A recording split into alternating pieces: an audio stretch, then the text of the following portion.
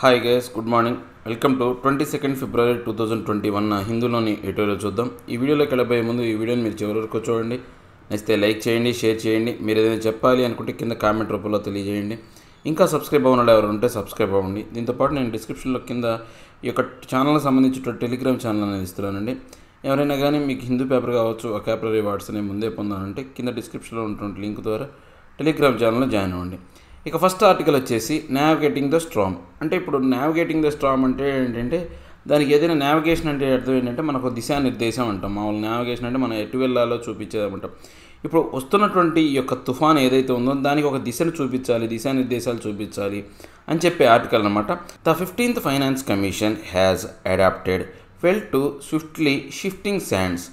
అంటే ఇప్పుడు ఈ 15th ఫైనాన్స్ కమిషన్ అనేది అంటే మనకు ప్రతి ఈ యొక్క 5 ఏళ్ళకోసారి 6 ఏళ్ళకోసారి ఏంటంటే ఫైనాన్స్ కమిషన్ అనేది దాన్ని దాన్ని రిలీజ్ అంటే ఒక కమిషన్ అనేది ఏర్పాటు చేస్తారు.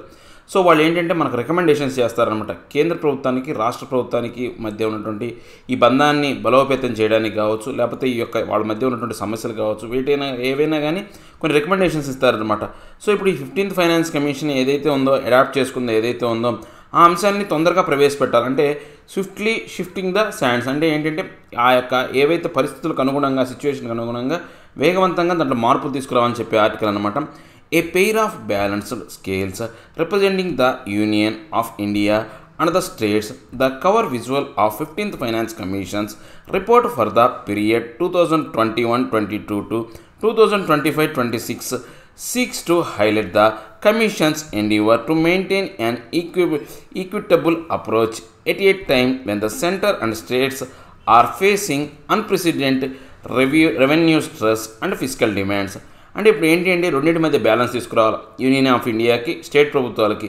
ఇప్పుడు ఈ 15th ఫైనాన్స్ కమిషన్ అనేది రిపోర్ట్ అనేది 2021-22 నుంచి 2025-26 మధ్య సంవత్సరాల కాలంలో సంబంధించినటువంటి రిపోర్ట్ అనేది ఇచ్చిందనమాట. సో ఈ యొక్క కమిషన్ అనేది కొన్ని వరకు ప్రయత్నాలు చేసింది. ఎన్డీఆర్ అంటే ప్రయత్నాలు చేసిందనమాట. ముఖ్యమైన అంశాలను హైలైట్ చేస్తూ కొన్ని ప్రయత్నాలు చేసిందనమాట. ఎలాంటి ప్రయత్నం అంటే ఈక్విటబుల్ అప్రోచ్ అనమాట. అంటే కేంద్ర రాష్ట్ర ప్రభుత్వాలకు అనుగుణంగా ఉండే విధంగా, అంటే సరిపోయే విధంగా, సరిపుచ్చే విధంగా ఒక ఈక్విటబుల్ అప్రోచ్ అనే దాన్ని తీసుకొచ్చిందనమాట. సో ఎందుకని ఇలాంటి విధానం తీసుకొచ్చిందంటే మన భారతదేశం ఇంతకుముందు ఎప్పుడు సంభవించినంత విధంగా, అంటే అన్ప్రెసిడెంటెడ్ అంటే ఇంతకుముందు ఎప్పుడు జరగనంత భయంకరం ఏంటంటే రెవెన్యూ స్ట్రెస్, ఫిజికల్ డిమాండ్ అనమాట. రెవెన్యూ స్ట్రెస్ అంటే ఏంటి, ఆర్థికపరమైనటువంటి ఈ యొక్క లొసుగులు అనేవి ఏర్పడినాయి అనమాట. ఈ కోవిడ్-19 కారణంగా కావచ్చు, లేకపోతే ఈ యొక్క ఏదైతే ఈ యొక్క ఇన్ఫ్లేషన్ కారణంగా అయితేనేమి పూర్తిగా ఆర్థికంగా దెబ్బతిందనమాట. దాంతోపాటు ఈ యొక్క ఫిజికల్ డిమాండ్ అనమాట. ఇప్పుడు మనకు ఏదైతే ఆర్థికపరమైనటువంటి ఈ యొక్క అవసరం అనేది రోజు రోజుకి పెరుగుతూనే ఉందన్నమాట. The centre has accepted much of the Commission's broad recommendations, including giving states a 41% share of the divisible pools of tax and revenue deficit grants of nearly 2.95 lakh crore for 17 states over the next 5 years. ఇప్పుడు ఈ కేంద్ర ప్రభుత్వం ఏం చేసిందంటే ఈ commission ఏవైతే ఇచ్చిందో ఆ యొక్క బ్రాడ్ రికమెండేషన్స్ ఏవైతే ఉన్నాయో వాటన్నిటిని కూడా ఒప్పుకుందనమాట. దాంట్లో భాగంగా ఇప్పుడు ఏంటంటే 41% షేర్ అనే దాన్ని ఏం చేశారంటే డివిజిబుల్ పోల్స్ అనమాట. అంటే ఈ యొక్క ఏవైతే పన్నుల నుంచి వసూలు చేసిన దాంట్లో 41% రాష్ట్ర ప్రభుత్వాలకు కేటాయించాలని చెప్పేసి ఈ కమిషన్ చెప్పిందనమాట. ఇంతకుముందు 42% ఈ యొక్క రాష్ట్రాలకు కేటాయించాలని చెప్పింది. ఇప్పుడు 41% రాష్ట్రాలకు కేటాయించి మిగిలిన 1% ఏం చేసిందంటే జమ్మూ అండ్ కాశ్మీర్ ఏదైతే ఉందో, లడాక్ యూనియన్ టెరిటరీ ఏదైతే ఉందో దాన్ని అభివృద్ధికి ఉపయోగించాలని చెప్పేసి రికమెండేషన్స్ చేసింది. ఆ రికమెండేషన్స్ అనుగుణంగానే ఇప్పుడు వీళ్ళు ఈ యొక్క 41% ఇవ్వాలి. దాంతోపాటు ఏవైతే ఉందో కేంద్ర ప్రభుత్వం రాష్ట్ర ప్రభుత్వాలకి ఏవైతే లోటు ఇచ్చిందో ఆ 2.95 లక్షల కోట్ల రూపాయలని రాష్ట్ర ప్రభుత్వాలు ఏవైతే 17 రాష్ట్రాలకు ఇవ్వాలనే దాని గురించి కూడా వీళ్ళు ఒప్పుకున్నారు, ఆమోదింపజేశారనమాట. It has also exceeded to the Commission's suggestion to make grants towards urban and rural local bodies conditional upon states setting up their own finance commissions and publishing online the accounts of the local bodies. So ఇప్పుడు ఇంకా ఈ commission ఇంకా ఏ recommendations ఇచ్చిందంటే దీంతో పాటు కొన్ని సలహాలు కూడా ఇచ్చిందనమాట. ఏవి అర్బన్ రూరల్ బాడీకి సంబంధించినటువంటి ఏవైతే ఉన్నాయో వాటికి సంబంధించినటువంటి సమ్మతి, ఎస్సీడ్ అంటే సమ్మతికి సంబంధించిన అంటే వాటి కూడా సమ్మతించింది. ఇది కండిషనల్ అంటే స్టేట్ రాష్ట్ర ప్రభుత్వాలు ఏం చేయాలంటే తమకు సొంతగా ఫైనాన్స్ కమిషన్ అనే వాటిని ఏర్పాటు చేసుకోవాలా. దాంతోపాటు వీటికి సంబంధించినటువంటి లోకల్ బాడీకి సంబంధించినటువంటి అకౌంట్స్ అనేవి పబ్లిష్ చేయాలనే అంశాలు కూడా ఈ యొక్క కేంద్ర ప్రభుత్వం ఒప్పుకుందనమాట. And 60% of these grants will be further linked to these bodies. Providing sanitation and water services. So ఇప్పుడు ఈ యొక్క గ్రాంట్ల్లో ఏవైతే ఉన్నాయో అంటే వాళ్ళు కొన్ని ఏవైతే గ్రాంట్లు అనేవి ఇచ్చారన్నమాట, ఆ గ్రాంట్లో 60% అనేది ఈ యొక్క బాడీస్కి సంబంధించినటువంటి శానిటేషన్ వాటర్ సర్వీస్కి అందజేయాలని చెప్పేసి కూడా వీళ్ళు ఒప్పుకున్నారన్నమాట. There is an in principle nod to the panel's suggestion to set up a non-lapsable dedicated fund to support defense and internal security modernization, a response to the center's belated request to examine if such a fund can be considered for funding defense capex beyond normal budget allocations. అంటే ఇప్పుడు మనకు ఏంటి అంటే దీంతో పాటు ఇంకో ఆమోదం, నాడంటే ఒప్పుకోవడం అనమాట. ఇది ఇన్ ప్రిన్సిపల్ అనమాట. ఈ ప్యానల్ ఇచ్చిన సలహాల్లో నాన్ యాప్సిబుల్ డెడికేటెడ్ ఫండ్ అనమాట. దేనికి సంబంధించి మన రక్షణకు సంబంధించి, తర్వాత ఇంటర్నల్ సెక్యూరిటీకి సంబంధించినటువంటి ఈ యొక్క ఆధునీకరణలో మోడర్నైజేషన్లో భాగంగా కొంతవరకు ఫండ్ అనేది ఇవ్వాలి అని చెప్పేసి ఒప్పుకున్నారనమాట. సో ఇదేంటి అంటే కేంద్ర ప్రభుత్వం యొక్క చాలా బిలేటెడ్ రిక్వెస్ట్ అనమాట. ఎప్పటి నుంచో ఈ యొక్క రిక్వెస్ట్ అనేది పెట్టుకుంది. సో ఆ రిక్వెస్ట్ అనేది ఇప్పుడు ఎగ్జామిన్ అయ్యి సో ఆ యొక్క డిఫెన్స్ క్యాపెక్స్ అంటే క్యాపిటల్ ఎక్స్పెండిచర్ అనేది నార్మల్ బడ్జెట్ కన్నా బియాండ్గా ఉంటుందా లేదా అనే దానికి సంబంధించిన అంశాలు అనేవి కన్సిడర్లోకి అంటే ఈ యొక్క ఆమోదంలోకి తీసుకొచ్చారనమాట. While the panel has suggested moving 1.53 lakh crore out of the consolidated fund of India over 5 years to partly finance this, the center has said the funding nitty-gritties will be examined later. So ఇప్పుడు ఏంటి అంటే ఈ యొక్క panel ఇంకా ఏం suggest చేసిందంటే 1.53 లక్షల కోట్ల రూపాయలు ఏవైతే ఉన్నాయో ఈ యొక్క అంశాలు డిఫెన్స్ అంశాలకు సంబంధించి ఇంటర్నల్ సెక్యూరిటీకి సంబంధించినటువంటి ఈ యొక్క అంశాన్ని కన్సాలిడేటెడ్ ఫండ్ ఆఫ్ ఇండియాకు నుంచి రాబోయే 5 సంవత్సరాల్లో కొంతవరకు ఈ యొక్క నిధులుగా కేటాయించాలన్నమాట. సో సెంటర్ అనేది ఈ యొక్క ఏదైతే నెట్ గ్రీవెన్సెస్ ఏవైతే దీనిలో భాగంగా వీటికి సంబంధించినటువంటి ఎగ్జామినేషన్ అనేది నెక్స్ట్ తర్వాత చేస్తారన్నమాట. States would monitor how the modalities have evolved even as they have reason to fear about the center's non-committal response to the Commission's recommendation of sector-specific and other grants for them adding up to about 1.8 lakh crore.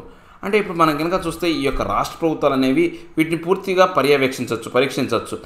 అంటే వీటికి సంబంధించినటువంటి కేంద్ర ప్రభుత్వం అనేది ఏవైతే ఈ non committal response కావచ్చు, ఈ యొక్క కమిషన్ రికమెండేషన్ సెక్టర్ సంబంధించినటువంటి ఏవైతే ఇంకా అదర్ గ్రాంట్స్ ఏవైతే ఉన్నాయో ఆ పరిమితులు ఏవైతే ఉన్నాయో వాటన్నింటినీ కూడా ఈ 1.8 lakh క్రోర్కి సంబంధించినటువంటి దాంట్లో కలుపుతున్నారు లేదా అనే దానికి సంబంధించి రాష్ట్ర ప్రభుత్వాలు కూడా వాటికి సంబంధించినటువంటి ఈ యొక్క విశ్లేషణ చేయొచ్చు అనమాట. It is up to the center now to ensure that states do not feel short-changed from the new fiscal framework given their fried ties over GST compensation dues.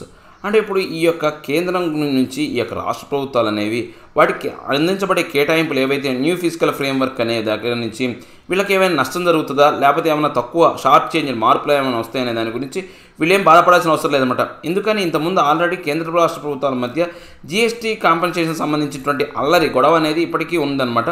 So అలాంటి సమస్యలు ఏమీ ఉండవన్నమాట. ఆ డ్యూస్ సంబంధించినటువంటి సమస్య అనేది ఏర్పడింది. సో ఇప్పుడు ఆ సమస్యలు ఏమి ఉండవు. ఫ్రైడ్ అంటే అల్లర్లు. States have also been steadily losing out given the center penchant to raise more cesses and surcharges that do not have to be shared. అంటే ఇప్పుడు ఈ యొక్క రాష్ట్ర ప్రభుత్వాలు కూడా ఈ యొక్క ఏవైతే ఉన్నాయో గత కొంతకాలంగా చూస్తే ఈ యొక్క ఆదాయాన్ని కోల్పోతున్నాయి అన్నమాట. ఏదైతే కేంద్ర ప్రభుత్వం ఈ యొక్క సెస్సుల రూపంలో సర్చార్జెస్ రూపంలో కొన్ని పెనాల్టీస్ అనేవి కొన్ని ఏవైతే ఉన్నాయో వాటిని సేకరిస్తూ ఉందన్నమాట ప్రజల దగ్గర నుంచి. కానీ వాటిని మాత్రం రాష్ట్ర ప్రభుత్వాలతో పంచుకోవట్లేదు అనమాట. సో దీని కారణంగా ఏంటి ఈ యొక్క రాష్ట్ర ప్రభుత్వాలనే కొంత ఆర్థికంగా నష్టపోతున్నాయి అనమాట. This budget has seen an encroach with the agriculture infrastructure development cess. So ఇప్పుడు ఈ యొక్క బడ్జెట్లో మళ్ళీ తిరిగి పునరుచ్చరించారనమాట. ఎన్క్రోన్ అంటే పునరుచ్చరించడం, మళ్ళీ తిరిగి చెప్పడం అనమాట. ఏది అగ్రికల్చర్ ఇన్ఫ్రాస్ట్రక్చర్ దాని గురించి మాట్లాడారనమాట. సో ఆ యొక్క cess agriculture infrastructure development cess అనే దాన్ని ఏర్పాటు చేశారనమాట. అంటే మనం కొనే వస్తువుల్లో కావచ్చు లేకపోతే ఏదైనా పెట్రోల్ డీజిల్ వాటిలో మనకు అగ్రికల్చర్ డెవలప్మెంట్ సెస్ అనమాట. అగ్రికల్చర్ని అభివృద్ధి చేయడం కోసం లేకపోతే ఎన్వైర్న్మెంట్ సెస్ అనేది ఉంటుంది. అంటే పర్యావరణాన్ని దెబ్బతీస్తున్నందుకు మన కట్టే పన్ను ఇలాంటి పన్నుల రూపంలో వసూలు చేస్తూ ఉంటారనమాట. One wishes the Commission had at least noted its displeasure on this practice like its predecessors did. So ఇప్పుడు ఏంటి ఈ యొక్క ఏదైతే కమిషన్ యొక్క కోరిక ఏంటి అంటే ప్రతి ఒక్కటి ఏవైతే ఉన్నాయో దాంట్లో కేటాయించబడినటువంటి ప్రతి ఒక్క అంశాన్ని అన్నింటినీ దృష్టి కేంద్రీకరించాలి. సో దానికి సంబంధించినటువంటి ప్రతి ఒక్కదాన్ని ఆమోదింపజేయాలి. ఏది ఈ యొక్క ఇంతకుముందు ప్రొసీడర్స్ ఏదైతే ప్రభుత్వాలు ఏవైతే ఉన్నాయో వాళ్ళు ఎలా అయితే చేశారో అలానే చేయాలని చెప్పేసి ఈ కమిషన్ భావిస్తుంది అనమాట. Unlike them however the N K Singh led panel had to cope with a tumultuous shift in the domestic and global micro economic landscape. అంటే ఇప్పుడు ఏది ఏమైనప్పటికీ కూడా అలా కాకపోతే కనుక ఏదేమైనప్పటికీ కూడా ఎన్కే సింగ్కి సంబంధించి ఈ కమిషన్ ఏదైతే ఉందో ఈ యొక్క 15th ఫైనాన్స్ కమిషన్ యొక్క హెడ్ ఎవరైతే ఉన్నారో ఎన్కే సింగ్ ప్యానల్ సంబంధించినటువంటి ఏదైతే ఉందో అంటే కోప్ విత్ అంటే ఎదుర్కోవడం అనమాట.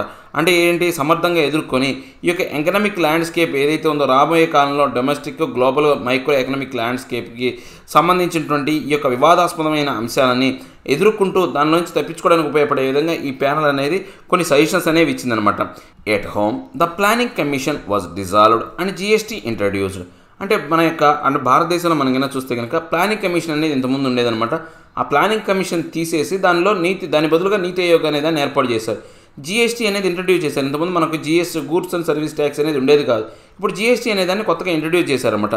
The panel tenure was extended by A year requiring it to give an interim report first with its work culminating in a virtual zero visibility zone as the COVID-19 pandemic broke out months before its deadline.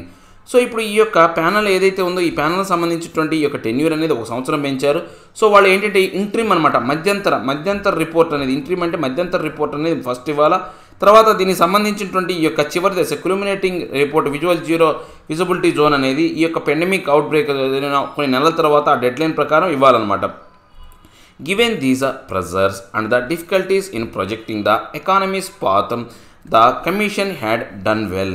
అంటే ఇప్పుడు ఏవైతే ఉన్నాయో ఇవి ఉన్నటువంటి ఒత్తిళ్లు కావచ్చు రకరకాల యొక్క సమస్యల కారణంగా ఈ యొక్క ఎకనామిక్ పాత్ ఏదైతే ఉందో ఈ యొక్క ప్రొజెక్టింగ్ ఏదైతే ఎకనామిక్ పాత్ ప్రొజెక్ట్ అంటే పడుతున్నటువంటి యొక్క ఎకానమీకి సంబంధించినటువంటి అంశాలు ఏవైతే ఉన్నాయో ఈ కమిషన్ అనేది చాలా బాగా నిర్వర్తించిందనమాట. It has resisted the center's nudge to review what it felt was too generous 42% share granted to states by the previous commission and deftly dealt with most of the unusual terms of reference foisted on it. అంటే ఇప్పుడు ఏదైతే ఉందో దీనికి సంబంధించినటువంటి ఈ యొక్క కేంద్ర ప్రభుత్వం ఇప్పటివరకు నడ్జ్ అంటే ఏంటంటే భుజం తట్టడం అనమాట, వెన్ను తట్టడం అనమాట. ఏదైతే ఉందో ఆ యొక్క రివ్యూకి సంబంధించినటువంటి 2 జనరల్స్కి ఏంటంటే 42% ఇందాక మనం చెప్పుకున్నాం కదా, రాష్ట్ర ప్రభుత్వాలకు 42% గ్రాంట్స్ అనేవి ఇవ్వాలి అని చెప్పేసి చెప్పుకున్నాం కదా. సో ఆ గ్రాంట్ సంబంధించినటువంటి ఈ యొక్క ప్రీవియస్ కమిషన్ ఇచ్చినటువంటి రిపోర్ట్ ఏదైతే ఉందో దాన్ని వీళ్ళు ఏం చేశారు, చాలా జాగ్రత్తగా ఏంటంటే తెలివిగా నైపుణ్యంగా వ్యవహరించి డెఫ్ట్లీ ఏంటంటే నైపుణ్యంగా దాన్ని డీల్ చేసి సో అన్యూజువల్గా రిఫరెన్స్ ఏదైతే ఉందో దాన్ని ఆపాదించుకుని ఏదైతే కేంద్ర రాష్ట్ర ప్రభుత్వాలకు అనుగుణంగా ఉండే విధంగా కొత్తగా ఈ యొక్క పన్ను యొక్క విభజన అనేది చేశారనమాట. As N T Rama Rao said, India lives in the states. అంటే ఇప్పుడు ఈ యొక్క ఎన్టీ రామారావు ఏం చెప్పాడు అంటే ఈ యొక్క భారతదేశం అనేది రాష్ట్రాల్లోనే నివసిస్తుంది, అంటే భారతదేశం అనేది రాష్ట్రాలతో కూడినటువంటి భాగం అని చెప్పేసి ఒకప్పుడు ఆంధ్రప్రదేశ్ చీఫ్ మినిస్టర్ ఏంటంటే ఉమ్మడి ఆంధ్రప్రదేశ్ చీఫ్ మినిస్టర్ అయినటువంటి రామారావు చెప్పారనమాట, ఎన్టీ రామారావు చెప్పారనమాట. If the centre takes them along it might help attain the balance envisaged by the commission which is needed to drive the country onto the double engine growth trajectory from the current nadir. అంటే ఇప్పుడు మనం ఏమైనా చూస్తే ఏదైతే కేంద్ర ప్రభుత్వం అనేది ఈ యొక్క అన్ని అంశాలతో పాటు దీనికి సంబంధించినటువంటి ఈ యొక్క బ్యాలెన్స్ అనేది కూడా వాళ్ళు ఎన్విసేజ్ అంటే ఉద్దేశించిన కమిషన్ ఉద్దేశించినటువంటి బ్యాలెన్స్ను కూడా సంపాదించుకోవాలి కేంద్ర రాష్ట్ర ప్రభుత్వాలకి. దాంతోపాటు ఈ యొక్క దేశాన్ని డబుల్ ఇంజిన్ గ్రోత్ అనమాట, అంటే ఇద్దరికి బ్యాలెన్స్ రావడం వల్ల ఏమవుతుందంటే రెండు కలిసి పనిచేయడానికి అవకాశం ఉంటుందన్నమాట. దాని కారణంగా ఏమవుతుంది, కేంద్ర రాష్ట్ర ప్రభుత్వాలకు సంబంధించినటువంటి 2 డబుల్ ఇంజిన్ గ్రోత్ అనేది ఏర్పడుతుంది అనమాట. సో ఇప్పుడు ఏదైతే ఉందో ఆ యొక్క ట్రాజెక్టరీ అనమాట, ఆ యొక్క పాత్ ఏదైతే ఉందో రాబోయే కాలంలో ఈ యొక్క అట్టడుగు స్థానంలో కరెంట్ నాదిరి ఏదైతే ఉందో అంటే నాదిరి అంటే అట్టడుగు స్థానంలో ఉన్నటువంటి పరిస్థితిని తిరిగి మనం అభివృద్ధి పదంలోకి తీసుకురావచ్చు అని చెప్తున్నాను అనమాట. ఏ లేదండి ఈ యొక్క 15th ఫైనాన్స్ కమిషన్ ఏదైతే సలహాలు ఇచ్చిందో ఆ సలహాలన్నీ కూడా ఏంటంటే కేంద్ర రాష్ట్ర ప్రభుత్వాల మధ్య మంచి సయోధ్య కుదర్చడానికి ఏదైతే సెంబ్యాలెన్స్ కావచ్చు ఈక్విలిబ్రియం ఏర్పాటు చేయడానికి వాళ్ళు ప్రయత్నించారనమాట. దీనికి అనుగుణంగానే కేంద్ర ప్రభుత్వం కూడా ఈ యొక్క ఏదైతే బ్యాలెన్స్ను తీసుకొచ్చి ఈ యొక్క దేశానికి సంబంధించినటువంటి ఈ యొక్క ట్రాజెక్టరీ గ్రోత్కు సంబంధించిన దాన్ని డబుల్ ఇంజన్లా తీసుకెళ్లాలంటే కేంద్ర రాష్ట్ర ప్రభుత్వాలు కలిసి పనిచేయాలి అని చెప్తున్నాను అనమాట. ఇక నెక్స్ట్ ఆర్టికల్ వచ్చేసి టైం అండ్ ప్రిజర్వెన్స్. అంటే టైం అంటే ఏంటంటే సమయం, ప్రిజర్వెన్స్ అంటే ఏంటంటే ఎట్లాంటి కష్టమైనటువంటి పరిస్థితులు అయినా కానీ మన యొక్క బలాన్ని ఉపయోగించి మన యొక్క శక్తి సామర్థ్యాలను ఉపయోగించి ఆ కష్టాలను అధిగమించి మనం అనుకున్న లక్ష్యాలను సాధించడాన్ని మనం పర్జర్వరెన్స్ అంటాం అనమాట. The Mars mission will test out technologies to help sustain the presence of humans there. So ఇప్పుడు ఈ యొక్క మార్స్ మిషన్ అనే దాన్ని ఒకదాన్ని ప్రయోగించారు. సో ఇప్పుడు ఏంటి అంటే ఇప్పుడు మనకు ఉన్నటువంటి టెక్నాలజీ ఏదైతే ఉందో మనం చాలా టెస్ట్ అవుట్ టెక్నాలజీ అంటే చాలా వరకు అంటే పాత టెక్నాలజీ అనమాట, ఎక్కువగా అభివృద్ధి చెందని టెక్నాలజీ అనమాట. ఈ టెక్నాలజీని మనం ఉపయోగించుకొని అక్కడ హ్యూమన్ అనేవాడు ఉన్నాడా లేదా, ఆ మార్స్ ఏదైతే ఉందో ఆ గ్రహంలో ఆ గ్రహం మీద మనిషి అనేవాడి యొక్క జాడలు ఉన్నాయా, జీవి పుట్టుక ఉన్నదనా లేదా అనేది తెలుసుకోవాలంటే మనకు ఉన్నటువంటి తక్కువ అవుట్ టెక్నాలజీ అనమాట, టెస్ట్ అవుట్ టెక్నాలజీ, చాలా చిన్న టెక్నాలజీ అనమాట. మనకెంత అంటే పక్క దేశాల్లో యొక్క గ్రహాల యొక్క ఉనికిని గురించి కావచ్చు లేకపోతే ఆ గ్రహాంతర వాసులు ఉనికిని కనిపెట్టేంత అద్భుతమైన టెక్నాలజీ మనకు లేదనమాట.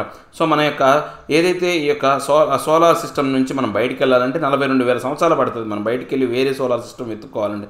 సో మనం టెక్నాలజీ పాయింట్ ఆఫ్ వ్యూలో ఇంకా డెవలప్ అయ్యి లేవన్నమాట.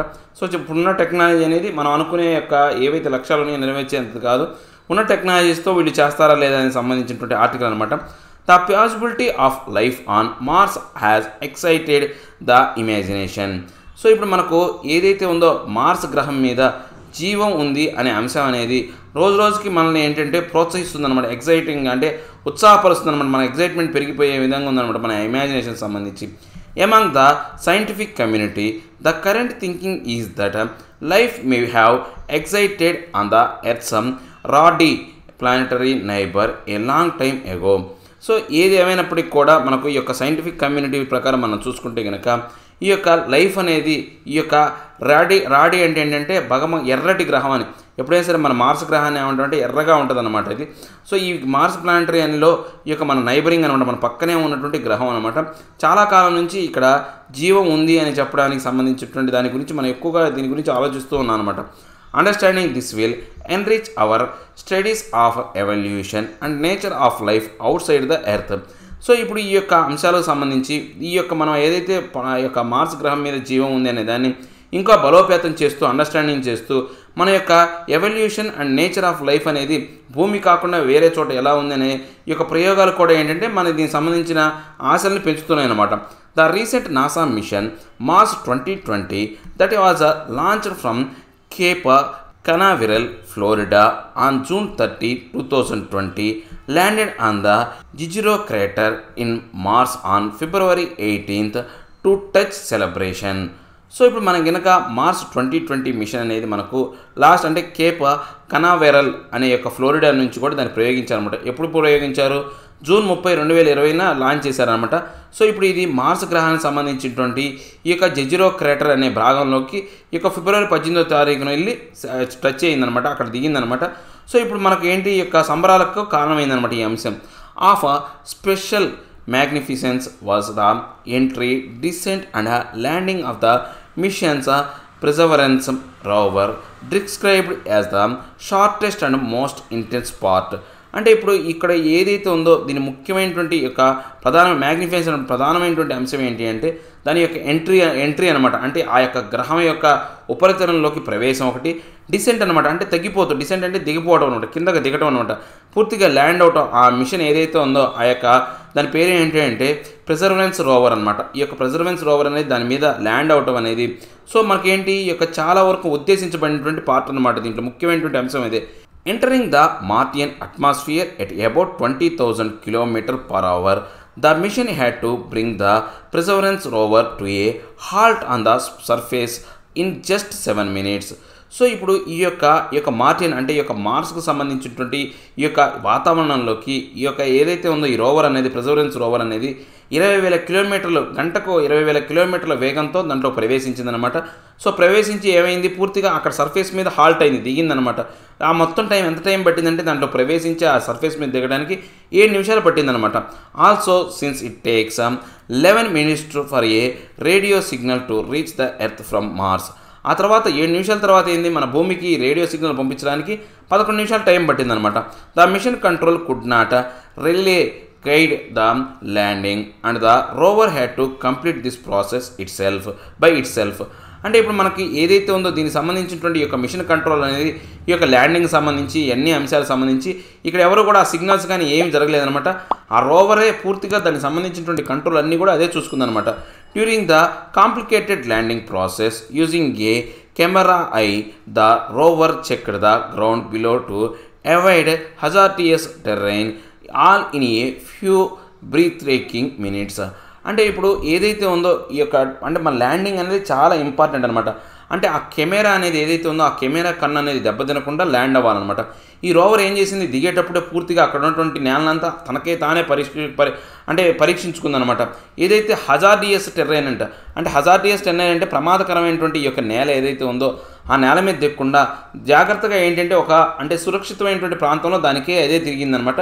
సో ఈ మొత్తం పని కూడా ఏ సమయంలో అంటే మనం చెప్పుకున్నాం చూసారా 7 minutes అనేది బ్రీత్-టేకింగ్ మినిట్స్ అనమాట. అంటే చాలా ప్రధానమైనటువంటి అంశాల టైం ఏదైతే ఉందో ఆ టైంలోనే చెక్ చేసుకుని ల్యాండ్ అయిందనమాట.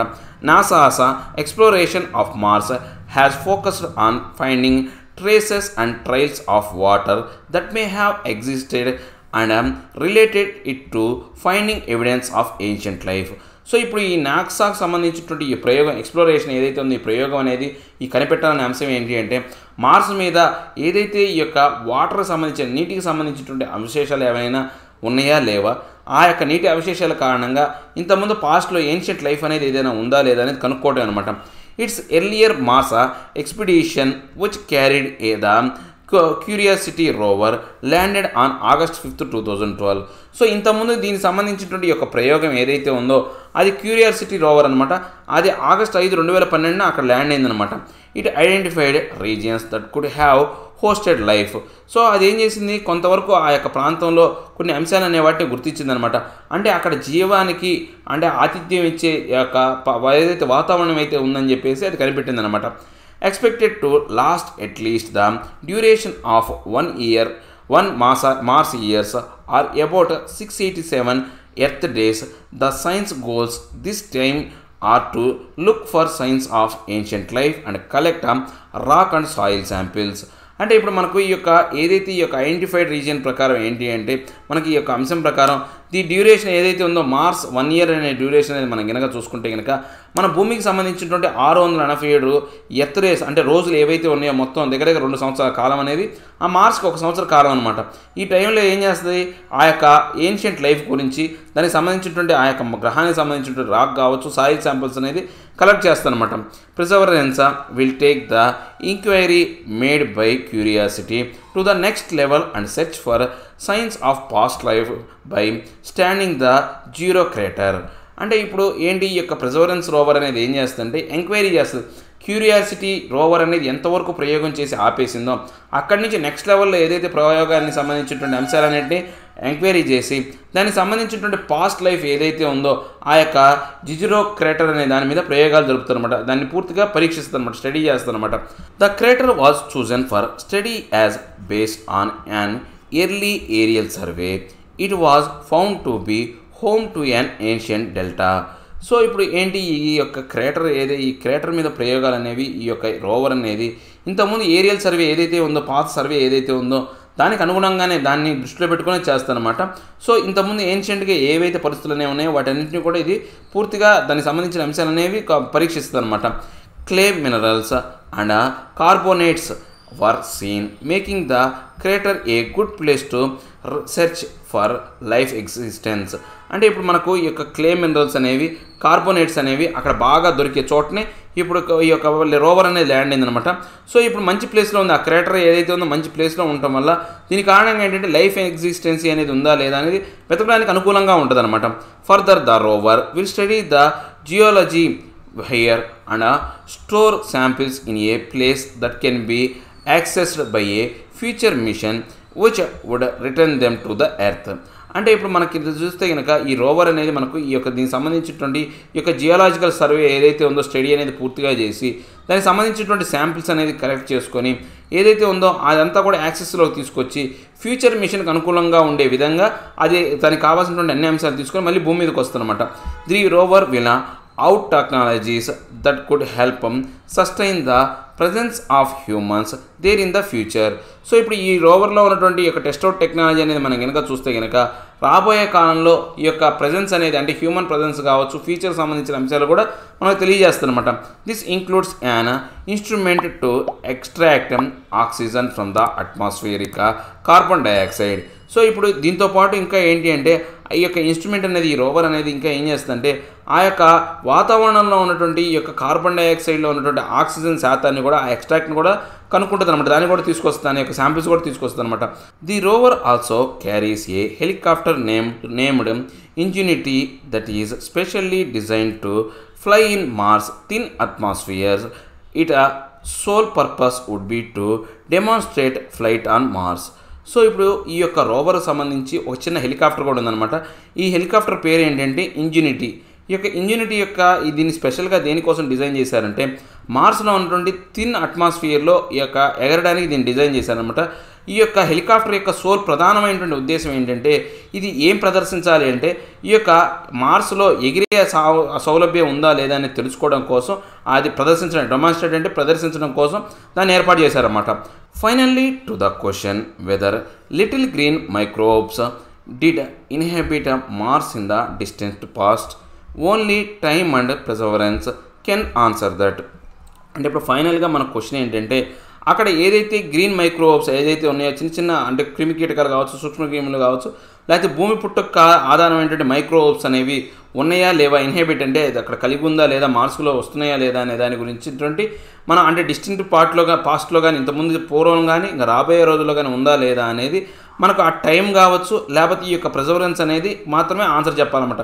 సమయం కావచ్చు ఈ యొక్క ప్రిజర్వెన్స్ రోవర్ కావచ్చు ఏదైతే ఉందో అవి మాత్రమే మనకు ఆన్సర్ చెప్పాలి, ఇంకెవరు ఆన్సర్ చెప్పలేరు అని చెప్తున్నాను అనమాట. ఏం లేదండి మార్స్ మిషన్ అనే దాన్ని అక్కడ ఒక దాన్ని ల్యాండ్ చేశారనమాట. దాని పేరు ఏంటంటే ఆ యొక్క ల్యాండ్ ఏంటంటే రోవర్ పేరు ఏంటంటే ప్రిజర్వెన్స్ రోవర్ అనమాట. ప్రిజర్వెన్స్ అంటే మన మీనింగ్ తెలుసు కదా. సో ఏంటంటే ఎట్లాంటి ప్రతికూల పరిస్థితుల్లో అయినా సరే మన యొక్క శక్తి సామర్థ్యాలను ఉపయోగించి ఆ యొక్క పరిస్థితులకు అతీతంగా మన యొక్క లక్ష్యాలను చేరుకోవాలన్నమాట. సో దానికి అనుగుణంగానే ఇప్పుడు ఆ రోవర్ అనేది పనిచేస్తుంది. ఆ రోవర్లో ఒక హెలికాప్టర్ అనేది పెట్టారు. ఆ హెలికాప్టర్ దేనికోసం అంటే అక్కడ ఉన్న పరిస్థితులకు అనుగుణంగా అది ఎరుగుతుందా లేదా అని చెప్పే విధంగా ఉంది. సో ఈ మార్స్ యొక్క డేస్ అనేవి చూస్తే కనుక మన భూమి యొక్క రోజులు ఏవైతే ఉన్నాయో ఆ రోజులతో 680 రోజులు సరిపోయే రోజులు అనేవి దానికి ఉంటాయి అనమాట. ఈ సమయంలో ఏం చేస్తుంటే అక్కడ ఉన్నటువంటి ప్రయోగాలన్నీ అక్కడ భూమి అంటే ఆ యొక్క మార్స్ గ్రహం మీద జీవం పుట్టి ఉందా లేదా అనే దాని గురించిన పూర్తి ప్రయోగాలు అనేవి జరుగుతాయి అనమాట. రాబోయే కాలంలో అక్కడ జీవం ఉందా లేదా అనేది ఈ యొక్క టైం కావచ్చు లేకపోతే ఈ ప్రిజర్వెన్స్ రోవర్ అనేది మాత్రమే చెప్పాలి అని చెప్తున్నాను అనమాట. సో ఇవండి ఈరోజు నా హిందూ నట్టు ఆర్టికల్ ఎక్స్ప్లెనేషన్ మీకు నచ్చే ఉంటుంది అనుకున్నాను. నచ్చితే లైక్ చేయండి, షేర్ చేయండి, మీరు ఏదైనా చెప్పాలి అనుకుంటే కింద కామెంట్ రూపంలో తెలియజేయండి. ఇంకా సబ్స్క్రైబ్ అవ్వడం ఎవరైనా ఉంటే సబ్స్క్రైబ్ అవ్వండి. Thank you very much.